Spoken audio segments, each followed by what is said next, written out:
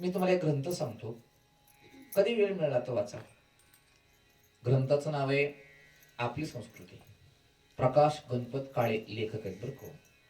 प्रत्येक धर्म जन्माला कसा आला आणि प्रत्येक धर्माचं यथार्थ ज्ञान त्यांनी त्या ग्रंथात मांडण्याचा प्रयत्न केलाय.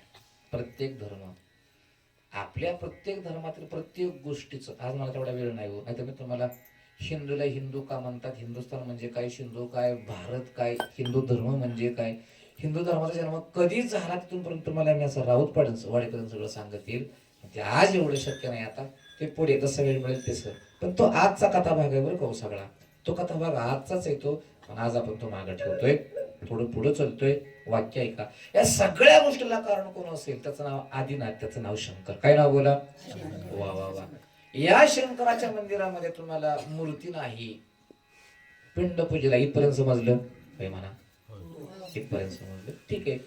याच पिंडीत तुम्हाला मी परवा एक भाग सांगून गेलो, तिथपर्यंत फक्त अवघा फक्त स्पर्श करू आपण परवाच्या भागाला. परवा काय कोण होतं काय माहिती आपलं, किती नाही का परवा कोण कोण होतं ऐकतं